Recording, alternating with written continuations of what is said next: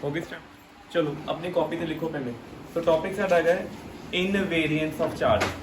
ਇਨਵੇਰੀਐਂਸ of charge ਇਹ topic ਦਾ ਨਾਮ ਹੈਗਾ। ਇਹਦੇ ਵਿੱਚ ਅਸੀਂ ਕੁਝ ਚੀਜ਼ਾਂ ਪੜਾਂਗੇ ਜਿਵੇਂ ਸਾਡੇ ਕੋਲ ਤੁਹਾਨੂੰ ਪਤਾ ਫੰਡਾਮੈਂਟਲ ਕੁਆਂਟੀਟੀਜ਼ ਕਿਹੜੀ ਹੁੰਦੀਆਂ ਕਿੰਨੀਆਂ ਹੁੰਦੀਆਂ ਫੰਡਾਮੈਂਟਲ ਕੁਆਂਟੀਟੀਜ਼ ਸਾਨੂੰ ਪਤਾ ਨਾ mass length time temperature current mole ਤੇ कैंडल आ ल्यूमिनस इंटेंसिटी। ल्यूमिनस इंटेंसिटी वैसे आप कभी पढ़ी नहीं तो ना रीसेंट पढ़ांगे। मेन मास लेंथ टाइम की गल चलती है। वर्ड इतने यूज कर रहे हैं इनवेरिएंट। इनवेरिएंट का मतलब है कि जी चीज़ चेंज ना हो। चेंज कदों मोशन के नाल। ठीक है मैं एग्जांपल दसदा जिवें तीन चीज़ां तुहानूं पता होनी चाहिए। एक आना लेंथ एक आना टाइम तो एक आना तीन वेरीएंट है जे तीन चेंज हो जाते। ठीक है जिवें एग्जांपल है मूविंग रॉड्स। रॉड ही है लेंथ कितनी है एल जे इदा जाएगी ठीक है यदि लेंथ घट जाएगी की होएगी लेंथ इन्हूं कहांगे मूविंग रॉड्स आर शॉर्टर। ठीक है किद्दां होंदे तुहानूं थोड़ा बहुत दसांगा मैं ऐसे तरीके। दूजा किहड़ा है time moving clocks are slower. ठीक है यह सब कुछ अभी सैकेंड समैसटर से मैकेनिक्स पढ़ांगे प्रूव करांगे पूरा। अज असीं रिजल्ट यूज करांगे इन्हां दे। ते तीजा है मास। मूविंग मासिस आर हैवीयर जिहड़े मूव करते हुए मास होणगे की हो जाणगे हैवी होणगे। आ तीन चीज़ां वेरीएंट हैगियां। साडे कोल चीज़ हैगी किहड़ी चार्ज। हुण जिहड़ा साडे कोल चार्ज हैगा ना बेसिकली चार्ज हुंदा करंट इनटू टाइम।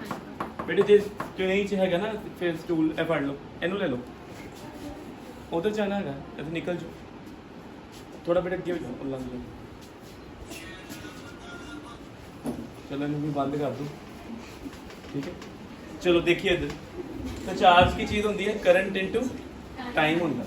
चार्ज जो कढ़ना हो कितना कढ़ते हैं पता किसी किसी जगह से चार्ज है सब तो सौखा तरीका की है कढ़न का गॉसम की कहता है जो चार्ज एनक्लोज्ड है वो एप्सिलॉन टाइम की होएगा सारे ਨੂੰ पता है इस चीज़ बारे। एप्सिलॉन नॉट एक यूनिवर्सल कांस्टेंट है। कहते हुण तुहाडा ना चार्ज मूव कर गया या सोर्स मूव कर गया या कोऑर्डिनेट सिस्टम जिवें सपोज करो मैं हाथ चार्ज फड़िया होया एट प्रेजेंट मैं रेस्ट ते हां फ्लोर भी रेस्ट ते है ए चार्ज की वैल्यू क्यू आ गई। हुण मैं चलना शुरू करता चार्ज की करता पे हुण गल साडी मूविंग चार्ज। ਹੁਣ ਤੱਕ ਚਾਰ ਸਾਡੇ ਰੈਸਟ ਹੈਗੇ ਸੀ। ਮੂਵਿੰਗ ਚਾਰਜ ਜਦੋਂ ਹੋ ਗਿਆ ਇਹ ਜਿਹੜਾ ਫਲੋਰ ਹੈਗਾ ਇਹ ਕਿਹੜਾ ਫਰੇਮ ਹੈਗਾ ਐਸ ਫਰੇਮ ਕੀ ਕਹਾਂਗੇ ਇਹਨੂੰ ਤੇ ਇਹ ਮੂਵਿੰਗ ਚਾਰਜ ਜਾਂ ਮੈਂ ਕਿਹੜਾ ਫਰੇਮ ਹੋ ਗਿਆ ਐਸ ਡੈਸ਼ ਕਿਹੜਾ ਹੋ ਗਿਆ। ਹੁਣ ਮੈਂ ਚਾਰਜ ਕੀ ਆਬਜ਼ਰਵ ਕੀਤਾ ਤੇ ਫਲੋਰ ਨੇ ਜਾਂ ਕਲਾਸਰੂਮ ਨੇ ਚਾਰਜ ਨੂੰ ਕੀ ਆਬਜ਼ਰਵ ਕੀਤਾ ਦੋਨੋਂ ਰਿਜ਼ਲਟਸ ਹੋਣਗੇ ਇਹ। ਸੋ ਕਿਊ ਰਿਜ਼ਲਟ ਆ ਰਿਹਾ ਕਿੰਨੇ ਆਬਜ਼ਰਵ ਕੀਤਾ ਇਹ ਕਲਾਸਰੂਮ ਨੇ। ਕਲਾਸਰੂਮ ਤਾਂ ਨਹੀਂ ਮੂਵ ਕਰਦਾ ਵੀ ਤੇ ਜੇ ਮੈਂ ਚਾਰਜ ਨੂੰ ਫੜ ਕੇ ਮੈਂ ਚੱਲਣ ਲੱਗ ਪਾਂਗਾ ਮੈਂ ਚਾਰਜ ਆਬਜ਼ਰਵ ਕਰ ਰਿਹਾ। ठीक है नाउ चार्ज इज मूविंग तो मेरे अकॉर्डिंग चार्ज की वैल्यू क्यू डैश वो कितना निकालांगे इत्थे आ जाएगा E dash dot D S dash. So moving frame दे विच इलैक्ट्रिक फील्ड लभनी पएगी। मूविंग फ्रेम जिहड़ा होएगा फ्रेम पता ना सारे नूं कोऑर्डिनेट सिस्टम प्लस टाइम उहनूं की कहंदे फ्रेम की कहंदे उहनूं। सो जदों तुसीं किसी चीज़ नूं लोकेट करना हुंदा या मेजर करना हुंदा यू नीड कोऑर्डिनेट सिस्टम। तो जे तुसीं किसी चीज़ को लोकेट करके भी ट्रैक करना किन्ने टाइम वास्ते इवेंट होया या किन्ने टाइम तक उत्थे दी नाल तुहानूं टाइम भी ऐड करना पैंदा उहनूं कहंदे फ्रेम। एक फ्रेम है जिहड़ा मूव नहीं कर रहा ਉਹਦੇ अकॉर्डिंग चार्ज कितना नोट होया क्यू। उस फ्रेम च इलैक्ट्रिक फील्ड कितनी है ई ते स्मॉल एरिया कितना सी डी एस। एक कोई दूजा फ्रेम है जिहड़ा मूव कर रहा है उस इलैक्ट्रिक फील्ड कितनी है ई डैश सरफेस एलिमेंट की है डी एस डैश चार्ज कितना आएगा। एक्सपेरिमेंटली नोट होया कि दोनों की होंगे इक्वल। ये बड़ी इंपॉर्टेंट प्रॉपर्टी है चार्ज की। Charge is invariant under motion. जिन्नी मर्जी स्पीड नाल चार्ज मूव करेगा चार्ज की वैल्यू चेंज कभी नहीं होएगी। मास बदल जाएगा टाइम बदल जाएगा लेंथ बदल जाएगी। ठीक है moving rods are shorter moving clocks are slower moving masses are heavier. Mass बदल रहे हैं जो तेजी ना मूव करेंगे बट चार्ज से कोई चेंज नहीं आता। ये लगी पता जी। ठीक है ਹੁਣ ਕੁਐਸਚਨ ਹੁੰਦਾ ਕਿ ਅਸੀਂ ਰੀਅਲ ਲਾਈਫ 'ਚ ਕਿਉਂ ਕਹਿੰਦੇ ਚਾਰਜ ਚੇਂਜ ਨਹੀਂ ਆਇਆ। ਹਾਈਡਰੋਜਨ ਮੋਲੀਕਿਊਲ ਕਿੰਨੇ ਪ੍ਰੋਟੋਨ ਹੈਗੇ ਉਹਦੇ ਵਿੱਚ ਹਾਈਡਰੋਜਨ ਮੋਲੀਕਿਊਲ ਦੇ ਵਿੱਚ हाइड्रोजन मॉलिक्यूल की गल करते हैं 2 प्रोटोन ते इलेक्ट्रॉन भी कितने हैं ठीक है ਇਹ ਮੋਲੀਕਿਊਲ 'ਚ H ਤੇ H ਬਾਉਂਡ ਹੈਗੇ, ਐਟਮ 'ਚ ਇਲੈਕਟ੍ਰੋਨ ਬੜੀ ਤੇਜ਼ੀ ਨਾਲ ਘੁੰਮਦਾ ਪਿਆ। ਤੁਹਾਨੂੰ ਪਤਾ ਬੋਹਰ ਆਰਬਿਟ ਜਿਹੜਾ ਹੁੰਦਾ ਪਹਿਲਾ ਆਰਬਿਟ, ਉਹ 'ਚ ਇਲੈਕਟ੍ਰੋਨ ਦੀ ਸਪੀਡ ਕਿੰਨੀ ਹੁੰਦੀ ਹੈ? ਸਪੀਡ ਇਹ ਤਾਂ ਪਲੱਸ 2 ਪ੍ਰੂਵ ਕੀਤੀ ਹੋਈ ਹੈ 2.28 10/6 ਮੀਟਰ ਪਰ ਸੈਕਿੰਡ। ਬਹੁਤ ਜ਼ਿਆਦਾ ਸਪੀਡ ਹੈ ਕਿ ਬਹੁਤ ਘੱਟ ਹੈ? ਬਹੁਤ ਜ਼ਿਆਦਾ ਸਪੀਡ ਹੈ ਇਲੈਕਟ੍ਰੋਨ ਦੀ ਹਾਈਡਰੋਜਨ ਦੇ ਪਹਿਲੇ ਆਰਬਿਟ ਦੇ ਵਿੱਚ। ਪਰ ਜਦੋਂ ਅਸੀਂ ਹੀਲੀਅਮ ਚ ਆ ਜਾਂਦੇ ਨਾ, ਹੀਲੀਅਮ ਦੇ ਪਹਿਲੇ ਆਰਬਿਟ ਸਪੀਡ ਘੱਟ ਜਾਂਦੀ, ਅੱਧੀ ਹੋ ਜਾਂਦੀ ਹੈ 1.14 10⁻6 ਤੇ ਇਨਟੂ ਹੀਲੀਅਮ ਦਾ ਐਟੋਮਿਕ ਨੰਬਰ ਵੀ ਆ ਜਾਂਦਾ, ਚੇਂਜ ਹੋ ਜਾਂਦੀ ਮਤਲਬ। ਸੋ ਮੇਰੇ ਕੋਲ ਹੀਲੀਅਮ ਐਟਮ ਹੈ, ਹਾਈਡਰੋਜਨ ਮੋਲੀਕਿਊਲ ਹੈ, ਫਿਰ ਲੀਥੀਅਮ ਹੈ, ਫਿਰ ਬਰੀਲੀਅਮ ਹੈ, ਕਿੰਨੇ ਬੜੇ ਐਟਮ ਹੈ ਨਾ। ਸਾਰੇ ਐਟਮ ਚ ਇਲੈਕਟ੍ਰੋਨ ਦੀ ਸਪੀਡ ਕੀ ਹੈ? ਅਲੱਗ ਅਲੱਗ, ਬਟ ਚਾਰਜ ਇਲੈਕਟ੍ਰੋਨ ਤੇ ਕੀ ਹੈ ਸਾਰਿਆਂ ਚ? ਇੱਥੋਂ ਬੜਾ ਵੱਡਾ ਕੰਕਲੂਜਨ ਨਿਕਲਦਾ ਕਿ ਚਾਹੇ ਇਲੈਕਟ੍ਰੋਨ ਸਲੋ ਮੂਵ ਕਰੇ, ਚਾਹੇ ਫਾਸਟ ਮੂਵ ਕਰੇ, ਚਾਹੇ ਮੋਲੀਕਿਊਲ ਚਾਹੇ ਐਟਮ ਚ ਹੋਵੇ, ਉਹ ਤੇ ਚਾਰਜ ਚੇਂਜ ਨਹੀਂ ਹੋਣਾ। ਇਹਨੂੰ ਇਨਵੇਰੀਐਂਟ ਕਹਿੰਦੇ। ਹੁਣ ਅਸੀਂ ਦੇਖਣਾ ਕਿ ਚਾਰਜ ਜੇ ਮੂਵ ਕਰਨ ਲੱਗ ਪਏਗਾ ਉਹਦੇ ਕਰਕੇ ਇਲੈਕਟ੍ਰਿਕ ਫੀਲਡ ਦੇ ਵਿੱਚ ਕੀ ਫਰਕ ਆਏਗਾ, ਕਿਉਂਕਿ ਤੁਸੀਂ ਚਾਰਜ ਇਕੱਲਾ ਕਦੇ ਦੇਖਿਆ? ਅਸੀਂ ਇਲੈਕਟ੍ਰਿਕ ਫੀਲਡ ਮੇਜਰ ਕਰ ਸਕਦੇ ਹਾਂ। ਇਲੈਕਟ੍ਰਿਕ ਫੀਲਡ ਤੇ ਸਰਫੇਸ ਐਲੀਮੈਂਟ ਦਾ ਡਾਟ ਡਾਟ ਲਵਾਂਗੇ, ਇੰਟੀਗ੍ਰੇਟ ਕਰਾਂਗੇ ਤੇ ਕੀ ਮਿਲੇਗਾ? ਚਾਰਜ ਮਿਲੇਗਾ। ਤਾਂ ਅਸੀਂ ਉਹਨੇ ਚੈੱਕ ਕਰਨਾ ਹੈ ਕਿ ਚਾਰਜ ਦੇ ਮੂਵ ਕਰਨ ਨਾਲ ਜਾਂ ਚਾਰਜ ਦਾ ਸੋਰਸ ਕੌਣ ਹੈ? ਇਹ ਦੋਵੇਂ ਇਲੈਕਟ੍ਰਿਕ ਦਾ ਸੋਰਸ ਕੌਣ ਹੈ? ਚਾਰਜ ਹੈ ਨਾ। ਅਗਰ ਇਲੈਕਟ੍ਰਿਕ ਫੀਲਡ ਚੇਂਜ ਹੋ ਰਹੀ ਹੈ ਮੋਸ਼ਨ ਦੇ ਨਾਲ ਕਿ ਨਹੀਂ ਹੋ ਰਹੀ, ਇਹ ਚੀਜ਼ ਚੈੱਕ ਕਰਨੀ ਹੈ। ਠੀਕ ਹੈ, तो अपनी कॉपी पे पहले हेड डाल लो। Variation of electric field due to movement of its source, due to movement of its source. इधर y, इधर z है, इधर कौन है? x। एक केड़ा फ्रेम है f। ए फ्रेम इस टाइम तुसीं सपोज करो तुहाडी क्लास दी कॉर्नर है जी, ओरिजिन होते हैं। इधर कौन है? y। ऊपर कौन है? ਤੁਹਾਡੇ ਵੱਲ कौन है? x। ਤੇ ਇੱਕ ਫਰੇਮ ਹੋਰ ਹੈਗਾ ਜਿਹਨੂੰ ਆਪਾਂ ਕਹਾਂਗੇ f ਡੈਸ਼, ਇੱਧਰ y ਡੈਸ਼, ਇੱਧਰ z ਡੈਸ਼, ਇੱਥੇ x ਡੈਸ਼। ਇਹ ਫਰੇਮ ਕਿਹਦੀ ਸਪੀਡ ਨਾਲ ਜਾ ਰਹੇ? v। ਇਹ ਕੌਣ ਹੋ ਗਿਆ? ਲੈਟਸ ਸੇ मी। मैं ਇੱਧਰ ਜਾ ਰਿਹਾ y एक्सिस ਅਲੋਂਗ, ਮੇਰੀ ਸਪੀਡ ਕਿੰਨੀ ਹੈ? v।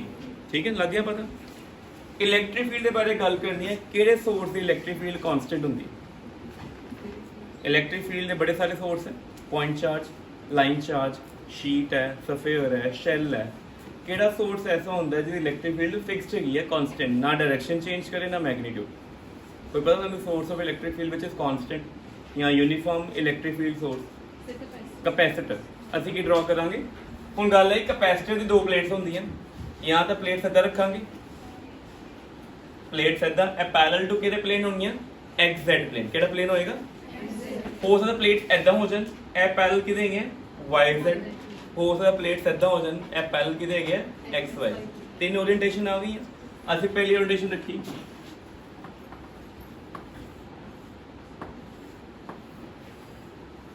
ठीक है। प्लेट दी कितनी है? लेंथ L है, विड्थ कितनी है? B, ते थिकनेस कितनी है? D। कोई डाउट पहला दे विच? ठीक है। हुन असी मेन चीज इत्थे वर्ड की यूज करांगे असी लॉरेंस ट्रांसफॉर्मेशन। बेटे लॉरेंस ट्रांसफॉर्मेशन बनदियां किदां गईयां? ਇਹ ਸਾਡਾ ਮਕੈਨਿਕਸ ਦਾ ਪਾਰਟ, ਮਕੈਨਿਕਸ ਸੈਮੈਸਟਰ 2 ਦੇ ਵਿੱਚ ਅਸੀਂ ਕਰਨਾ ਕਿ ਹਾਊ ਟੂ ਕ੍ਰੀਏਟ ਜਾਂ ਰਿਲੇਟ ਕਿੱਦਾਂ ਕਰਨਾ। लॉरेंस ट्रांसफॉर्मेशन कहता है कि अगर एक फ्रेम v स्पीड में जा रहे हैं अगे, मैं बड़ा इजी वाला केस लिखता है अलोंग y एक्सिस ओनली, ऐदा ही लॉन्ग x भी हो सकता है, ऐदा ही लॉन्ग। पर एक केस है जो स्पेस से रैंडमली मूव करेगा, मैं वो वाला केस नहीं ले रहा, बहुत इजी वाला केस है, सिर्फ एक को डायरेक्शन फ्रेम जा रहा है। कोई भी ऑब्जर्वेशन पॉइंट होवे p, ਉਹਨੂੰ ऑब्जर्व कौन कौन कर रहा है? एक ऐसा फ्रेम ਦਾ ओरिजिन, एक कौन कर रहा है? Moving frame. जिवें चेयर, ਇਹ ਚੇਅਰ ਨੂੰ ਉਸ ਕਾਰਨਰ ਇਹ ਰੂਮ ਆਬਜ਼ਰਵ ਕਰ ਰਿਹਾ, ਕਿਆ ਰੂਮ ਦੇ ਅਕੋਰਡਿੰਗ ਇਹਦੀ ਪੋਜੀਸ਼ਨ ਚੇਂਜ ਹੋ ਰਹੀ ਹੈ? ਬਟ ਮੇਰੇ ਅਕੋਰਡਿੰਗ ਇਹ ਚੇਅਰ ਕਿੱਦਾਂ ਲੱਗ ਰਹੀ ਹੈ? ਮੈਨੂੰ ਲੱਗ ਰਿਹਾ ਕਿ ਜੇ ਮੈਂ ਇੱਧਰ ਜਾਵਾਂਗਾ ਨਾ, ਮੈਨੂੰ ਲੱਗੇ ਚੇਅਰ ਕਿੱਥੇ ਜਾਂਦੀ ਪਈ ਹੈ? ਪਿੱਛੇ ਜਾਂਦੀ ਪਈ ਹੈ। ਜਿਵੇਂ ਫਰਸ਼ ਹੁੰਦਾ, ਅਸੀਂ ਜਦੋਂ ਚੱਲਦੇ ਸਾਨੂੰ ਲੱਗਦਾ ਕਿ ਫਰਸ਼ ਪਿੱਛੇ ਜਾ ਰਿਹਾ। ਠੀਕ ਹੈ, ਇਹਦਾ ਮੀਨਿੰਗ ਆਬਜ਼ਰਵਰ ਅਗਰ ਮੂਵ ਕਰੇਗਾ, ਜਿਹੜਾ ਐਸ ਡੈਸ਼ ਹੋਏਗਾ ਉਹਦੇ ਅਕੋਰਡਿੰਗ ਇਹਦਾ ਪੋਜੀਸ਼ਨ ਅਲੱਗ ਹੋਏਗਾ, ਫਿਕਸਡ ਫਰੇਮ ਦੇ ਅਕੋਰਡਿੰਗ ਇਹਦਾ ਪੋਜੀਸ਼ਨ ਕੀ ਹੋਏਗਾ? ਅਲੱਗ ਹੋਏਗਾ। पहला चीज क्लियर हो गई वाली? ठीक है, थक तो नहीं गई? ठीक है, तो यह चीज पहले ध्यान रखना, ड्रॉ करो पहला कॉपी पे। लॉरेंस ट्रांसफॉर्मेशन लिखनी है, जिस डायरेक्शन दे लॉन्ग मूवमेंट हो रही है, किधर लॉन्ग मूवमेंट हो रही है, वाई दी। तो वाई कोऑर्डिनेट बदलेगा, एक्स कोऑर्डिनेट नहीं बदलेगा। वाई हो जाएगा तेरा gamma Y dash minus V T dash, Z coordinate भी नहीं बदलना, तो टाइम कितना बदलना है, gamma T dash plus V by C square Y dash. आना रिजल्ट से गया ਅਸੀਂ ਅਗਲੇ ਸਮੈਸਟਰ ਦੇ ਵਿੱਚ ਪ੍ਰੂਵ ਕਰਨੇ ਹੈਗੇ, ਠੀਕ ਹੈ। ਸਾਡਾ ਅਗਰ ਅਸੀਂ ਯੂਨਿਟ 4 ਦਾ ਪਹਿਲਾ ਟੌਪਿਕ ਦੇਖੀਏ ਨਾ, ਤੇ ਲਿਖਿਆ moving charges, how moving charges interact with each other. Moving charge ਮਤਲਬ source of charge is moving, ਤੇ ਸਭ ਤੋਂ ਵਧੀਆ ਸੋਰਸ ਆਫ ਚਾਰਜ ਕਿਹੜਾ ਹੈਗਾ ਜਿਹੜਾ ਯੂਨੀਫਾਰਮ ਇਲੈਕਟ੍ਰਿਕ ਫੀਲਡ ਪ੍ਰੋਡਿਊਸ ਕਰੇ, ਕੈਪੈਸਿਟਰ ਦੀ ਦੋ ਪਲੇਟ, ਇੱਕ ਤੇ ਪਲੇਟ ਤੇ ਪੋਜ਼ਿਟਿਵ ਚਾਰਜ, ਇੱਕ ਪਲੇਟ ਤੇ ਕੀ ਹੋਏਗਾ x ਡੈਸ਼ ਕੀ ਹੈ, s ਪਲੇਟ ਦਾ ਕੋਈ ਵੀ ਕੋਆਰਡੀਨੇਟ ਕਿਹਦੇ ਅਕੋਰਡਿੰਗ, s ਡੈਸ਼ ਕਿਹਦੇ ਅਕੋਰਡਿੰਗ ਮੂਵਿੰਗ ਫਰੇਮ ਦੇ ਅਕੋਰਡਿੰਗ, x ਕੀ ਹੈ coordinate of any point along ਕਿਹਦੇ ਅਕੋਰਡਿੰਗ s ਫਰੇਮ ਦੇ। ਐਦਾਂ ਹੀ ਇਹ ਹੁਣ ਅੱਗੇ ਚੱਲਦਾ ਪਿਆ, ਉਹਦਾ ਕਿਸੇ ਵੀ ਟਾਈਮ ਤੇ y ਕੋਆਰਡੀਨੇਟ ਰਿਲੇਸ਼ਨ ਹੈ ਹੋਏਗਾ। ਗਾਮਾ ਕੀ ਚੀਜ਼ ਹੈ ਇੱਥੇ, ਗਾਮਾ ਹੁੰਦਾ 1/1 ਮਾਈਨਸ v ਸਕੁਆਇਰ ਬਾਈ c ਸਕੁਆਇਰ, ਇਹਦੀ ਵੈਲਿਊ ਹਮੇਸ਼ਾ 1 ਤੋਂ ਕੀ ਹੋਏਗੀ, ਦੱਸੋ ਛੋਟੀ ਹੋਏਗੀ। क्या किसी बॉडी की स्पीड ऑफ लाइट तो ज़्यादा हो सकती है, कभी नहीं हो सकती ना। ਇਹਦਾ डिनोमिनेटर हमेशा 1 तो की होएगा लेस, की होएगा 1 तो, पता लग गया क्यों, 1 चो चीज़ माइनस कर रहे हैं। अगर डिनोमिनेटर 1 तो छोटा हो गया, पूरी फ्रैक्शन की हो जाएगी 1 तो बड़ी हो जाएगी, तुम्हें पता होना चाहिए। आ रिलेशन की दसदे पे how coordinates are being related in moving frame and frame at rest. Coordinate system सिर्फ कौन हो गया, X Y Z. Coordinate systems कौन होंगे, कितने तरह के कोऑर्डिनेट सिस्टम पढ़े हुए हैं, 3 कार्टेशियन सिलेंड्रिकल ते स्फेरिकल। आ कार्टेशियन चल रहे हैं, जे टाइम ऐड कर ਦਾਂਗੇ ਕੀ ਬਣ ਜਾਏਗਾ, फ्रेम ऑफ रेफरेंस ਕੀ ਬਣ ਜਾਣਾ ਨੇ, ਸੋ ਐਨੀ ਚੀਜ਼ ਪਤਾ ਲੱਗ ਗਈ ਪਹਿਲਾਂ। ਹੁਣ ਇਹਦੇ ਵਿੱਚ ਦੇਖੀਏ ਐ ਹੋ ਗਿਆ ਨੋਟ, ਲੈਂਥ ਕਿਹਦੇ ਲੌਂਗ ਹੈਗੀ ਹੈ, ਸਿਰਫ y ਐਕਸਿਸ ਦੇ। ਆ ਵਾਲਾ ਕੋਆਰਡੀਨੇਟ ਮੰਨ ਲਓ ਇਹਦਾ ਹੋਏਗਾ y1, ਆ ਕੋਆਰਡੀਨੇਟ ਕਿੰਨਾ ਹੋਏਗਾ, ਤੇ ਇਹ ਕਿੰਨੀ ਲੈਂਥ ਆ ਜਾਏਗੀ y2 ਮਾਈਨਸ ਕਿਹਦੇ ਅਕੋਰਡਿੰਗ, s ਦੇ ਅਕੋਰਡਿੰਗ, ਕਿਹਦੇ ਅਕੋਰਡਿੰਗ, ਤੇ s ਡੈਸ਼ ਦੇ ਅਕੋਰਡਿੰਗ ਦੀ ਲੈਂਥ ਕਿੰਨੀ ਹੋਏਗੀ, y2 ਡੈਸ਼ ਮਾਈਨਸ ਕਿੰਨੀ ਹੋਏਗੀ। ਬੇਟੇ ਜੇ ਅਸੀਂ ਕਿਸੇ ਵੀ ਟਾਈਮ ਤੇ ਨੋਟ ਕਰ ਰਹੇ ਹਾਂ, y1 ਹੋਏਗਾ ਤੇ ਇੱਥੇ y1 ਡੈਸ਼ ਹੋਏਗਾ ਤੇ t1 ਡੈਸ਼ ਹੋਏਗਾ, ਠੀਕ ਹੈ ਨਾ। ਅਗਲੇ ਮੂਮੈਂਟ ਤੇ ਇੱਥੇ y2 ਆ ਜਾਏਗਾ ਤੇ ਕੀ ਆਏਗਾ y2 ਡੈਸ਼। ਸੋ ਜਦੋਂ ਅਸੀਂ ਸਿਰਫ ਲੈਂਥ ਨੂੰ ਨੋਟ ਕਰ ਰਹੇ ਹਾਂ, ਅਸੀਂ ਘੜੀ ਦੇ ਟਾਈਮ ਦੇਖਿਆ ਨਾਲੇ ਆਪਾਂ ਲੈਂਥ ਨੋਟ ਕਰ ਲਈ, ਘੜੀ ਦੇ ਟਾਈਮ ਦੇਖਿਆ ਤੇ ਨਾਲੇ ਕੀ ਨੋਟ ਕਰ ਲਿਆ। ਜਦੋਂ ਤੁਸੀਂ ਕਿਸੇ ਚੀਜ਼ ਦੀ ਮੈਜ਼ਰਮੈਂਟ ਕਰਦੇ ਹੋ, ਉਹਦੀ ਲੈਂਥ ਤੇ ਬ੍ਰੈਡਥ ਨੋਟ ਕਰਦੇ ਹੋ, ਸੇਮ ਟਾਈਮ ਤੇ ਨੋਟ ਕਰਦੇ ਕਿ 5-5 ਮਿੰਟ ਬਾਅਦ ਨੋਟ ਕਰਦੇ ਸੇਮ ਟਾਈਮ ਤੇ ਨਾ। ਸੇਮ ਟਾਈਮ ਤੇ ਮੈਂ ਇਹਦਾ ਲੋਅਰ ਐਂਡ ਵੀ ਲੋਕੇਟ ਕੀਤਾ ਤੇ ਉਹਦਾ ਫਿਰ ਦੋਨਾਂ ਨੂੰ ਕੀ ਕਰਤਾ ਮਾਈਨਸ। ਤੇ ਜੇ ਮੈਂ ਇਹਨੂੰ ਕਰਾਂਗਾ y2 ਮਾਈਨਸ y1, ਇਹਨੂੰ ਟਾਈਮ ਸੇਮ ਹੈ ਨਾ, ਆਹ ਟਰਮ ਕੀ ਹੋ ਜਾਏਗੀ, ਤੇ ਮੇਰੇ ਕੋ ਕੀ ਬਣੇਗਾ ਫਿਰ Gama y1 dash minus y2 dash minus y1। ਅੱਛਾ ਇਹ ਜਿਹੜੀ ਹਾਈਟ ਸੀ ਕਿਹਦੇ ਲੌਂਗ ਸੀ, z ਦੇ ਲੌਂਗ ਹੈ ਕਿ y ਦੇ ਲੌਂਗ, ਹਾਈਟ z ਤੇ ਇੱਥੇ ਨਾ z ਕਰਨਾ, ਇਹ ਕੀ ਹੈ, ਠੀਕ ਹੈ। ਆ ਜਿਹੜੀ ਵਿਡਥ ਹੈਗੀ ਹੈ d, ਆ ਚੀਜ਼ ਇਹ ਕਿਹਦੇ ਲੌਂਗ ਹੈਗੀ ਹੈ, ਇਹ ਆਣੀ ਸੀ y2 ਮਾਈਨਸ y1 ਕਿਹਦੇ ਕੋਲ ਆ ਗਈ Gama y2 dash minus y1 dash, ਠੀਕ ਹੈ। ਇਹ ਇੱਕ ਰਿਜ਼ਲਟ ਨੂੰ ਸਮਝਣਾ ਬੜਾ ਇੰਪੋਰਟੈਂਟ ਹੈ। ਤੇ ਜੇ ਮੈਂ z2 ਵਾਲੇ ਨੂੰ ਮਾਈਨਸ ਕਰਾਂ ਕੋਈ ਫਰਕ ਆਂਦਾ ਵੇ, z2 ਮਾਈਨਸ z1 ਡੈਸ਼ ਕਿਹਦੇ ਕੋਲ ਆਇਆ, ਕੋਈ ਫਰਕ ਪਿਆ, ਕਿਉਂਕਿ z ਦੀ ਵੈਲਿਊ ਸੇਮ ਹੈਗੀ।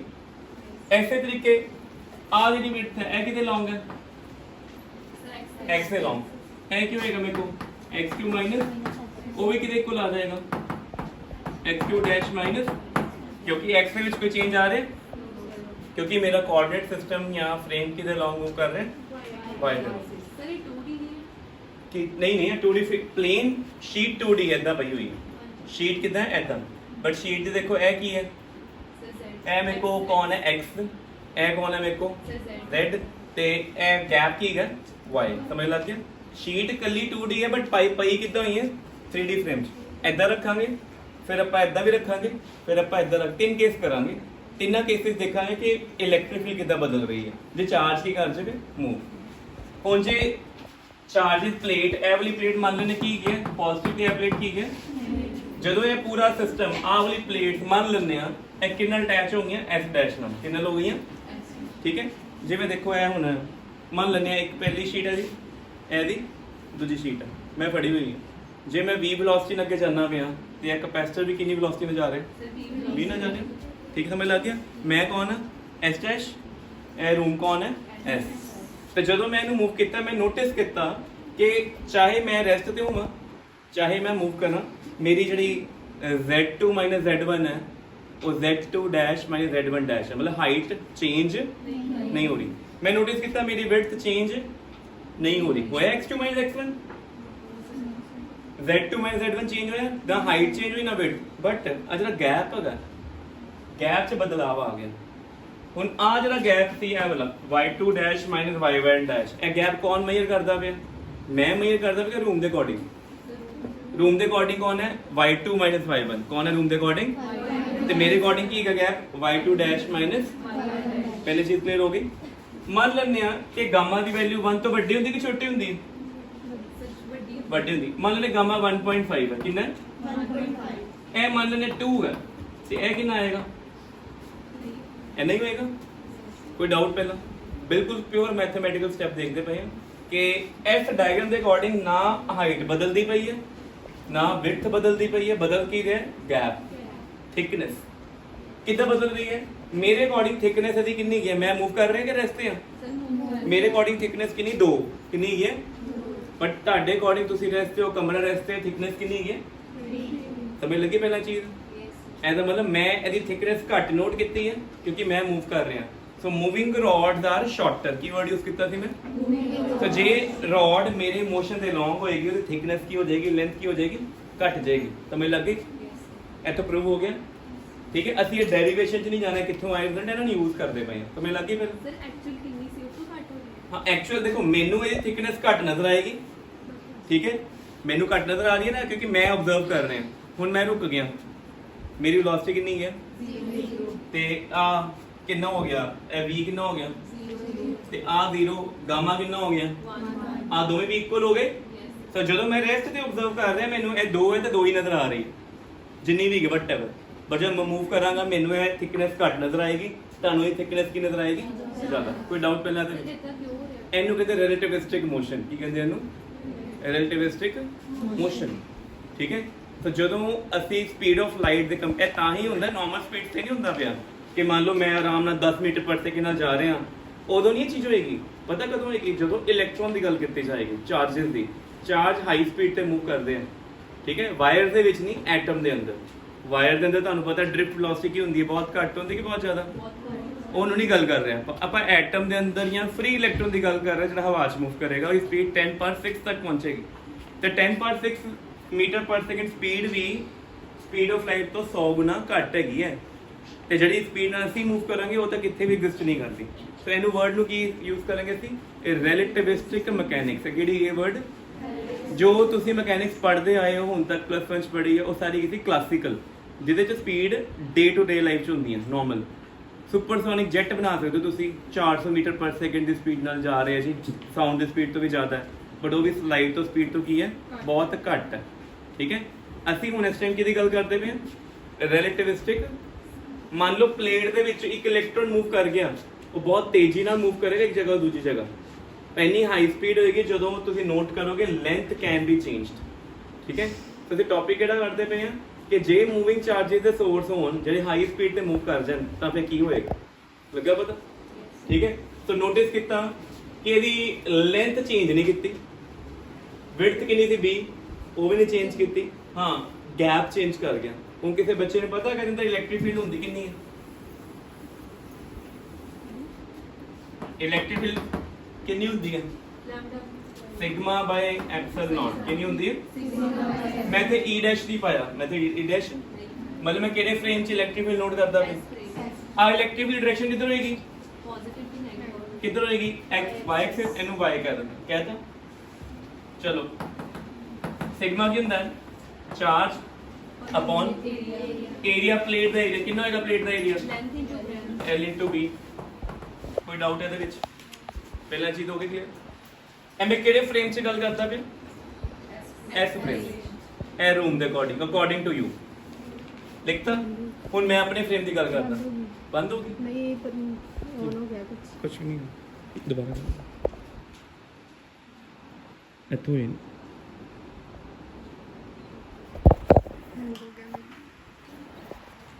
चल पे चलो देखो इधर फोन की फ्रेम की गल करांगे मैं अपने फ्रेम की मैं ई वाई क्यों पाया लग गया पता इलेक्ट्रिक फील्ड इतने कांस्टेंट ही किधर आऊंगा की वाई ई वाई डैश की होएगी Q dash L dash B dash epsilon not ठीक है क्या इसकी लेंथ बदली थी एफ केस लेंथ नहीं बदली क्या इसकी विड्थ बदली थी डी बदलिया थी विड्थ नहीं बदली थी तो क्यू डैश का क्यू रह गया क्योंकि ਤੁਹਾਨੂੰ ਦੱਸਿਆ ਹੈ ਚਾਰ ਦੇ ਤਿੰਨ ਵੇਰੀਐਂਟ मूव करेगा ਤਾਂ ਵੀ क्यू रहेगा length b epsilon not same ਇਹਦਾ मतलब कि जे ਤੁਹਾਡਾ सोर्स किधर मूव करे along the motion ਜਾਂ ਤੁਸੀਂ ਕਹਿ ਸਕਦੇ ਹੋ if source is moving along the direction of electric field ਜਾਂ ਜਿਸ ਡਾਇਰੈਕਸ਼ਨ source ਜਾਂਦਾ ਪਿਆ ਇੱਧਰ ਜਾਂਦਾ ਪਿਆ ਨਾ ਤੇ ਤੁਹਾਡੀ ਇਲੈਕਟ੍ਰਿਕ ਫੀਲਡ ਮੰਨ ਲਓ ਇੱਧਰ ਹੀ ਹੈ ਚੇਂਜ ਆਏਗਾ ਕੁਝ ਉਹਦੇ ਵਿੱਚ ਨਹੀਂ ਇੱਕ ਬੜਾ ਵੱਡਾ ਕਨਕਲੂਜਨ ਹੈਗਾ कि electric field along the movement of source of charge does not change ठीक है इन्हों ये भी कह सकते हैं E parallel equal to E dash parallel why parallel same direction means electric field is measured along the velocity of the source जिस direction source ਜਾਂਦਾ ਪਿਆ y axis ਜਾਂਦਾ ਪਿਆ ਨਾ ਤੁਸੀਂ electric field ਕਿਹਦੇ along measure ਕਰਦੇ ਪਏ ਸੀ y ਦੇ along ਕੋਈ ਚੇਂਜ ਆਏਗਾ ਕੋਈ ਡਾਊਟ ਪਹਿਲਾਂ ਤੱਕ ਆ ਹੋ ਗਿਆ ਕਲੀਅਰ ਹੁਣ ਅਸੀਂ ਸੇਮ ਕੈਲਕੂਲੇਸ਼ਨ ਕਰਾਂਗੇ ਹੁਣ ਸਾਡਾ ਸੋਰਸ ਥੋੜਾ ਜਿਹਾ ਬਦਲ ਜਾਏਗਾ ਹੁਣ ਮੈਂ ਪਲੇਟ ਇੱਧਰ ਰੱਖਤੀ ਹੈ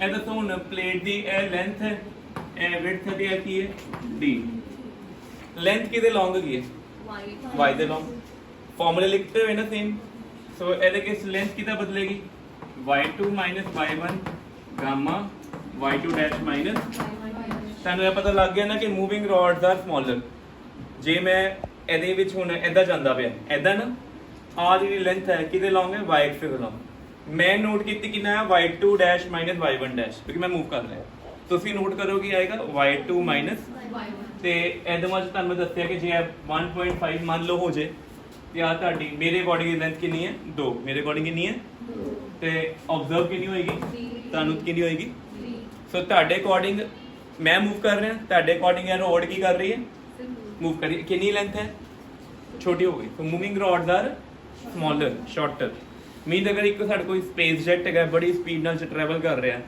ਸਪੇਸ ਜੈਟ ਦੀ ਮੈਂ ਅੰਦਰ ਬੈਠਾ ਹੋਇਆ ਤੇ ਮੈਂ ਸਪੇਸ ਜੈਟ ਦੀ ਲੈਂਥ ਨੋਟ ਕਰਾਂਗਾ ਮੈਨੂੰ ਹਮੇਸ਼ਾ ਕੀ ਫੀਲ ਹੋਏਗੀ ਘੱਟ ਫੀਲ ਹੋਏਗੀ ਠੀਕ ਹੈ सर तो सानू फील होएगी रियल होएगी हाँ जो एक ऑब्जर्वर अर्थ फ्रेम ਨਾਲ ਅਟੈਚ ਹੈ ਨਾ ਉਹ ਐਕਚੁਅਲ ਆਬਜ਼ਰਵ ਕਰਦਾ ਠੀਕ ਹੈ ऐसा हो गया पहला ਹੁਣ ਇਹਦੀ ਲੈਂਥ ਚੇਂਜ ਹੋ ਗਈ ਹੋਈ ਕਿ ਨਹੀਂ ਬੋਲੋ ਇਹ l ਹੈ ਇਹ ਕੌਣ ਹੈ ਗਾਮਾ l ਹੈ ਠੀਕ ਹੈ ਇਹਦੀ ਵਿਡਥ b ਕਿਹਦੇ ਲੌਂਗ ਹੈ b सर एक्स एक्सिस क्या चेंज होना है x नो सर ਤੇ d ਕਿਹਦੇ ਲੌਂਗ ਹੈ क्या वो चेंज होना है ठीक है ਹੁਣ ਦੱਸੋ ਇਹਦੇ ਕੇਸ ਇਲੈਕਟ੍ਰਿਕ ਫੀਲਡ ਕਿਹਦੇ ਲੌਂਗ ਇਲੈਕਟ੍ਰਿਕ ਫੀਲਡ ਨੀਚੇ ਪੋਜ਼ਿਟਿਵ ਪਲੇਟ ਉੱਪਰ ਨੈਗੇਟਿਵ ਕਿੱਧਰ ਜਾ ਰਹੀ ਇਲੈਕਟ੍ਰਿਕ ਫੀਲਡ z ਵੱਲ ਕਿੱਧਰ ਜਾ ਰਹੀ ਹੈ ਤੇ ਇਹਦੇ ਲਿਖਾਂਗੇ ਆਹ ਦੱਸੋ ਹੁਣ ਕੀ ਹੋਏਗਾ ਫਿਰ l ਡੈਸ਼ ਬਦਲਿਆ ਕਿ ਨਹੀਂ ਬਦਲਿਆ ਬੋਲੋ l ਡੈਸ਼ ਕੀ ਹੋਏਗਾ गामा l बाय गामा हो जाएगा ਤੇ ਇਹ b ਰਹਿ ਜਾਣਾ ਇਹਨੇ ਐਪਸਿਲਨ ਨਾਟ ਗਾਮਾ ਉੱਪਰ ਆ ਗਿਆ तो ये की बन गया q कौन l b एप्सिलॉन नॉट जो कि कौन है गामा e z की हो गया गामा e इथों पता लगा कि इलेक्ट्रिक फील्ड ਦਾ ਕੰਪੋਨੈਂਟ ਹੁਣ ਬਦਲਿਆ ਕਿ ਨਹੀਂ ਬਦਲਿਆ ਇਲੈਕਟ੍ਰਿਕ ਫੀਲਡ ਦਾ ਕੰਪੋਨੈਂਟ ਹੁਣ ਬਦਲ ਗਿਆ ਕਿ ਨਹੀਂ ਬੋਲੋ यस ਬਦਲ ਗਿਆ ਕਿਹੜਾ ਕੰਪੋਨੈਂਟ ਹੈਗਾ ਉਹ ਜਿਹੜਾ ਅਲੋਂਗ ਦੀ ਮੋਸ਼ਨ ਹੈ ਕਿ ਪਰਪੈਂਡੀਕੂਲਰ ਟੂ ਦਾ ਮੋਸ਼ਨ ਹੈ परपेंडिकुलर तो ऐसा पता लगा कि perpendicular component of electric field in moving frame in is gamma times perpendicular component in rest frame gamma 1 ਤੋਂ ਵੱਡਾ ਹੈ ਨਾ ਮਤਲਬ ਮੈਂ ਜੇ ਮੂਵਿੰਗ ਫਰੇਮ ਚ ਹੁਣ ਮੇਰਾ ਕਪੈਸਿਟਰ ਮੇਰੇ ਨਾਲ ਚੱਲਦਾ ਪਿਆ ਮੇਰੇ ਅਕੋਰਡਿੰਗ ਜਿਹੜੀ ਇਲੈਕਟ੍ਰਿਕ ਫੀਲਡ ਹੈ y ਵੱਲ z ਵੱਲ ਜਾਂਦੀ ਪਈ ਹੈ ਉਹ ਜੇ ਮੈਂ ਰੈਸਟ ਤੇ ਹੁੰਦਾ ਤਾਂ ਕੀ ਨੋਟ ਕਰਦਾ Ez ਪਰ ਜੇ ਮੈਂ ਮੂਵ ਕਰ ਰਿਹਾ ਕੀ ਨੋਟ ਕਰ ਰਿਹਾ ਹੁਣ Ez ਸੋ ਮੂਵਿੰਗ ਮੇਰੇ ਅਕੋਰਡਿੰਗ ਫੀਲਡ ਵੱਧ ਗਈ ਹੈ पर जब मैं रेस्ट होवा तो सेम हो जाएगी यह चीज क्लियर हो गई ऐसे तरीके एवरेज डायग्राम भी हो गई। ਇਹ ਕੇਸ B ਹੈ। ਤੀਜਾ ਕੇਸ ਕਿਹੜਾ ਹੋਏਗਾ? सर एक्स ਜਦੋਂ ਰੋਡ ਤੇ ਤੁਸੀਂ ਪਹਿਲਾਂ ਰੋਡ ਕਿੱਧਰ ਰੱਖਦੀ? ਪਹਿਲਾਂ ਰੋਡ ਇੱਧਰ ਰੱਖੀ। ਇਹ ਕਿਹਦੇ ਪੈਰਲਲ ਸੀ? ਰੋਡ ਪਲੇਨ ਸੀ ਉਹਦਾ y x y x z plane ਕਿਹਦੇ ਪੈਰਲਲ ਸੀ? ਬਾਹਰ ਨੂੰ ਹੈ ਨਾ। ਫਿਰ ਇੱਧਰ ਰੱਖੀ। ਆ ਪਲੇਨ ਕਿਹਦੇ ਪੈਰਲਲ ਹੈ? y x। ਹੁਣ ਇੱਧਰ ਰੱਖੋ, ਠੀਕ ਹੈ।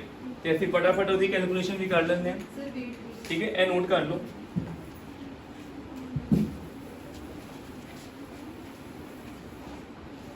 ठीक है, तो टॉपिक ਕਿਹੜਾ ਚੱਲਦਾ ਪਿਆ? How moving charges interact with each other. ਤੇ ਈਚ ਅਦਰ ਤਾਂ ਇੰਟਰੈਕਟ ਬਾਅਦ ਤੋਂ ਕਰਾਂਗੇ, ਪਹਿਲਾਂ ਤਾਂ ਮੂਵਿੰਗ ਚਾਰजेस ਦੀ ਇਲੈਕਟ੍ਰਿਕ ਫੀਲਡ ਬਦਲ ਜਾਏਗੀ।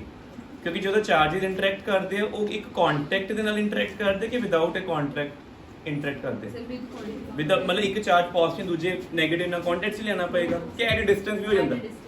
ਇਹ ਚਾਰਜ ਦੀ ਇੱਥੇ ਫੀਲਡ ਸਟਰੋਂਗ ਹੈ ਤੇ ਜ਼ਿਆਦਾ ਇੰਟਰੈਕਸ਼ਨ, ਜੇ ਫੀਲਡ ਘੱਟ ਹੈ ਤੇ ਸੋ ਅਸੀਂ ਜਦੋਂ ਵੀ ਕਿਸੇ ਚਾਰਜ ਦੀ ਇੰਟਰੈਕਸ਼ਨ ਕਿਸੇ ਦੂਜੇ ਚਾਰਜ ਨਾਲ ਕੱਢਣੀ ਹੈ, ਅਸੀਂ ਉੱਥੇ ਪਹਿਲਾਂ ਕੀ ਕੱਢਣਾ? Electric field. ਕੀ ਕੱਢਣੀ ਹੈ? ਇਲੈਕਟ੍ਰਿਕ ਫੀਲਡ ਬੜੇ ਤਰ੍ਹਾਂ ਦੀ ਹੈ, ਬਟ ਆਪਾਂ ਕਿਹੜੀ ਇਲੈਕਟ੍ਰਿਕ ਫੀਲਡ ਪੜ੍ਹਦੇ ਪਏ ਹਾਂ? ਯੂਨੀਫਾਰਮ ਕਪੈਸਿਟਰ ਦੇ ਵਿੱਚ। ਕਿਉਂ ਯੂਨੀਫਾਰਮ ਹੈ ਤੇ ਕਨਸਟੈਂਟ ਹੈ, ਸਾਡਾ ਕੰਮ ਸੌਖਾ ਹੋ ਜਾਏ, ਪ੍ਰਿਡਿਕਟੇਬਲ ਹੈ। ਐਦਾਂ ਹੁਣ ਕਰ ਕੀ ਰਹੇ ਹਾਂ ਕਿ ਜੇ ਪੋਜ਼ਿਟਿਵ ਪਲੇਟ ਤੇ ਨੈਗੇਟਿਵ ਪਲੇਟ ਇੱਕ ਦੂਜੇ ਨੂੰ ਇੰਟਰੈਕਟ ਕਰ ਰਹੇ ਆ ਨਾ, ਵਿੱਚ ਇਲੈਕਟ੍ਰਿਕ ਫੀਲਡ ਕਿੰਨੀ ਹੈ? ਐਸ ਕਿਸ ਈ ਜ਼ੈਡ ਹੈ। ਪਹਿਲੇ ਚ ਕੀ ਪੜੀ ਸੀ? ਈ ਵਾਈ। ਅਗਲੇ ਚ ਕਿਹੜੀ ਪਾਵਾਂਗੇ? ਤੇ ਦੇਖਾਂਗੇ ਕਿ ਫਰੇਮ ਦੇ ਮੂਵ ਹੋਣ ਦੇ ਨਾਲ ਜਾਂ ਚਾਰजेस ਦੇ ਮੂਵ ਹੋਣ ਦੇ ਨਾਲ ਉਹ ਇੰਟਰੈਕਸ਼ਨ ਕਿੱਦਾਂ ਬਦਲ ਜਾਂਦੀ ਹੈ। ਤੁਸੀਂ ਦੇਖ ਲਿਆ ਕਿ ਪਰਪੈਂਡੀਕੂਲਰ ਕੰਪੋਨੈਂਟ ਜਿਹੜਾ ਹੋਏਗਾ ਇਲੈਕਟ੍ਰਿਕ ਫੀਲਡ ਦਾ ਮੋਸ਼ਨ ਦੇ, ਉਹ ਗਾਮਾ ਟਾਈਮਸ ਹੋ ਜਾਏਗਾ। ਕੀ ਹੋ ਜਾਏਗਾ? ਤੇ ਗਾਮਾ ਦੀ ਵੈਲਿਊ ਤੁਹਾਨੂੰ ਪਤਾ 1/√1 v² c²। ਹੁਣ ਜਿਹੜਾ ਸਾਡਾ ਤੀਜਾ ਕੇਸ ਹੈ ਉਹਦੇ ਵਿੱਚ ਰੋਡ ਪਲੇਟ ਕਿੱਧਰ ਰੱਖਣੀ ਹੈ? ਏਦਾਂ ਆਏਗੀ ਪਲੇਟ, ਠੀਕ ਹੈ। ਇੱਥੇ ਫਰੰਟ ਤੇ ਹੋਏਗੀ ਨਾ, ਤੇ ਪਿੱਛੇ ਮੰਨ ਲੈਣੇ ਕੀ ਹੈ? ਪੋਜ਼ਿਟਿਵ। ਅੱਗੇ ਕੀ ਹੈ? ਇਹ ਕੌਣ ਹੈ? x ਕੌਣ ਹੈ? ਇਹ ਉੱਪਰ ਲੈਂਥ ਕਿਹਦੇ ਲੌਂਗ ਹੈ? z ਦੇ ਲੌਂਗ। ਤੇ ਵਿਡਥ ਕਿਹਦੇ ਲੌਂਗ ਹੈ? ਇੱਕ ਮਿੰਟ ਠੀਕ ਕਰ ਦਈਏ, ਇਦਾਂ ਨਾ ਬਣਾਓ, ਪਲੇਟ ਪੂਰੀ ਬਣਾਣੀ ਹੈ ਫਰੰਟ ਤੋਂ ਇਦਾਂ। ਹੁਣ ਜੀ ਠੀਕ ਹੈ, ਪਤਾ ਲੱਗ ਗਿਆ ਇਦਾਂ। ਇਹ ਲੈਂਥ ਕਿਹਦੇ ਲੌਂਗ ਹੈ? z ਦੇ ਲੌਂਗ ਹੈ। ਇਹ ਕੌਣ ਹੈ? z2 ਮਾਈਨਸ ਵਿਡਥ ਕਿਹਦੇ ਲੌਂਗ ਹੈ? ਤੇ ਉਹ ਤਾਂ ਤੁਹਾਡਾ ਗਾਮਾ ਟਾਈਮ ਹੋ ਗਿਆ ਹੋਇਆ। ਤੇ z2 ਮਾਈਨਸ z1 ਕੀ ਸੀ? ਤੇ ਤੁਹਾਡੀ ਜਿਹੜੀ ਇਲੈਕਟ੍ਰਿਕ ਫੀਲਡ ਹੋਣਾ ਪਿੱਛੇ ਪੋਜ਼ਿਟਿਵ ਹੋਏ ਤਾਂ ਅੱਗੇ ਕੀ ਹੋਏ? ਨੈਗੇਟਿਵ। ਇਲੈਕਟ੍ਰਿਕ ਫੀਲਡ ਕਿਹਦੇ ਲੌਂਗ ਜਾਏਗੀ? ਤੁਹਾਡੀ x ਦੇ ਲੌਂਗ। ਤੇ ਆ ਜਿਹੜਾ d ਡਿਸਟੈਂਸ ਹੋਏਗਾ ਨਾ, ਗੈਪ ਹੋਏਗਾ x2 ਮਾਈਨਸ x1, ਜੋ ਕਿ ਕਿਹਦੇ ਇਕੁਅਲ ਹੋਏਗਾ? x2 ਡੈਸ਼ ਮਾਈਨਸ ਇਹੀ ਚੀਜ਼ ਹੋਏਗੀ। ਤੇ ਫੀਲਡ ਹੁਣ ਕਿਹਦੇ ਲੌਂਗ ਲਿਖੀਏ? ਹੁਣ ਦੱਸੋ ਫਿਰ ਕੀ ਬਣਨਾ? ਹੁਣ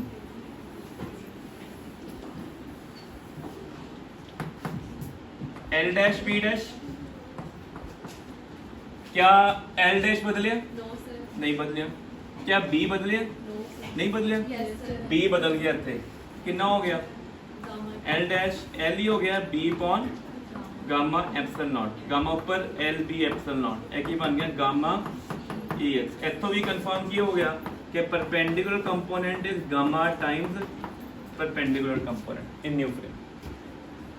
तो ਜਦੋਂ ਵੀ ਅਸੀਂ ਗੱਲ ਕਰਾਂਗੇ ਮੂਵਿੰਗ ਚਾਰजेस ਦੀ, ਤੇ ਅਸੀਂ ਕੋਈ ਨਾਰਮਲ ਸਪੀਡ ਤੇ ਚਾਰਜ ਨੂੰ ਮੂਵ ਨਹੀਂ ਕਰਾ ਰਹੇ, ਅਸੀਂ ਚਾਰਜ ਸਪੀਡ ਬਹੁਤ ਹਾਈ ਦੇਖ ਰਹੇ ਹਾਂ, ਸਪੀਡ ਆਫ ਲਾਈਟ ਦੇ ਕੰਪੈਰੀਬਲ। ਇਹਨੂੰ ਅਸੀਂ ਕਿਹੜੀ ਮਕੈਨਿਕਸ ਬੋਲਾਂਗੇ? ਰਿਲੇਟਿਵਿਸਟਿਕ ਮਕੈਨਿਕ। ਕਿਹੜੀ ਬੋਲਣੀ ਹੈ? ਜਿਸ 'ਚ ਹਾਈ ਸਪੀਡ ਤੇ ਕੰਮ ਚੱਲਦਾ। ਜੇ ਲੋ ਸਪੀਡ ਹੋਏਗੀ ਨਾ ਤੇ ਆਲਮੋਸਟ ਸੇਮ ਹੈਗੇ। ਗਾਮਾ ਦੀ ਵੈਲਿਊ 1.00000 ਪਤਾ ਨਹੀਂ ਕਿੱਥੇ ਜਾ ਕੇ ਕੋਈ 1 ਜਾਂ 2 ਹੋਏਗੀ, ਆਲਮੋਸਟ ਸੇਮ ਗਿਨੇ ਜਾਣਗੇ। ਬਟ ਜੇ ਤੁਹਾਡੇ ਇਲੈਕਟ੍ਰੋਨ ਦੀ, ਪ੍ਰੋਟੋਨ ਦੀ ਜਾਂ ਮੂਵਿੰਗ ਚਾਰजेस ਦੀ ਜਾਂ ਕੋਈ ਵੀ ਚਾਰਜ ਪਲੇਟ ਦੇ ਉੱਤੇ ਹਾਈ ਸਪੀਡ ਨਾਲ ਟਰੈਵਲ ਕਰ ਰਿਹਾ ਤਾਂ ਆਪਾਂ ਦੇਖਿਆ ਜਿਸ ਪਾਸੇ ਟਰੈਵਲ ਕਰ ਰਹੇ ਹੋਗੇ ਉਸ ਪਾਸੇ ਇਲੈਕਟ੍ਰਿਕ ਫੀਲਡ 'ਚ ਕੋਈ ਫਰਕ ਨਹੀਂ ਆਏਗਾ, ਸੇਮ ਰਹੇਗੀ। ਬਟ ਉਹਦੇ ਪਰਪੈਂਡੀਕੂਲਰ ਕਿੰਨੇ ਟਾਈਮਸ ਹੋ ਜਾਏਗੀ? ਗਾਮਾ ਟਾਈਮ। ਇਹ ਪ੍ਰੂਵ ਕਰਨਾ ਸੀ ਅਸੀਂ। तो पेपर 'ਚ अगर क्वेश्चन आएगा तो 3 पार्ट ਦੇ ਵਿੱਚ ਕਰਨਾ ਹੈ, ਜਿਹ 'ਚੋਂ ਟੌਪਿਕ ਹੀ ਲਿਖਣਗੇ ਕਿ how moving charges interact, how electric field changes with moving charges. ਤਾਂ ਹੀ ਕਰਨਾ ਹੈ। ਕਿਹੜੀ ਇਲੈਕਟ੍ਰਿਕ ਫੀਲਡ ਸਟੱਡੀ ਕਰਾਂਗੇ ਆਪਾਂ? ਕਾਂਸਟੈਂਟ ਵਾਲੀ ਕਿ ਵੇਰੀਏਬਲ ਵਾਲੀ? ਕਾਂਸਟੈਂਟ ਇਲੈਕਟ੍ਰਿਕ ਫੀਲਡ ਦਾ ਇੱਕੋ ਹੀ ਸੋਰਸ ਹੈ ਨੇਚਰ ਦੇ ਵਿੱਚ, ਕਿਹੜਾ ਹੈ? Parallel plate capacitor. ਜਿੱਥੇ ਤੁਹਾਨੂੰ constant magnetic field electric field ਮਿਲ ਰਹੀ ਉੱਥੇ ਕੌਣ ਹੈ? ਤੇ ਜੇ ਕਾਂਸਟੈਂਟ ਮੈਗਨੈਟਿਕ ਫੀਲਡ ਦਾ ਸੋਰਸ ਪੁੱਛੇ ਕੋਈ, ਪਤਾ ਕਿੱਥੇ? Sir magnet solenoid. ਮੈਗਨੇਟ ਨਹੀਂ ਹੈ, ਮੈਗਨੇਟ ਦੇ ਬਾਹਰੋਂ ਫੀਲਡ ਲਾਈਨਸ ਨਿਕਲਣਗੀਆਂ ਤੇ ਦੂਰ ਚਲੀ ਜਾਣਗੀਆਂ, ਵੀਕ ਹੋ ਜਾਣਗੀਆਂ। ਸੋਲੇਨੋਇਡ ਦੇ ਅੰਦਰ ਕੀ ਹੁੰਦੀ ਫੀਲਡ ਲਾਈਨ? ਯੂਨੀਫਾਰਮ ਤੇ ਪੈਰਲਲ ਹੁੰਦੀਆਂ। तो जे ਤੁਹਾਨੂੰ यूनिफॉर्म मैग्नेटिक फील्ड ਦਾ ਸੋਰਸ ਚਾਹੀਦਾ ਤੇ ਕਿਹੜਾ ਹੋਏਗਾ? ਸੋਲੇਨੋਇਡ ਦੇ ਅੰਦਰ। ਤੇ ਜੇ यूनिफॉर्म इलेक्ट्रिक फील्ड ਦਾ ਸੋਰਸ ਚਾਹੀਦਾ ਹੋਏਗਾ ਕਿਹੜਾ ਹੋਏਗਾ? कैपेसिटर से। ठीक है, ਇੱਥੇ ਤੱਕ ਹੋ ਗਿਆ ਕੰਮ। ਕੋਈ ਬਹੁਤ ਔਖੀ ਚੀਜ਼ ਨਹੀਂ ਹੈ। ਹਾਂ, ਥੋੜੀ ਬੁੱਕ ਪੜ੍ਹਨੀ ਪਏਗੀ, ਤੁਹਾਡੀ ਬੁੱਕ ਦੇ ਵਿੱਚ ਲਿਖਿਆ ਹੋਇਆ। ਠੀਕ ਹੈ, ਸੋ 3 ਯੂਨਿਟ ਇਹਦੇ ਨਾਲ ਖਤਮ ਹੋ ਗਏ ਤੁਹਾਡੇ। ਠੀਕ ਹੈ।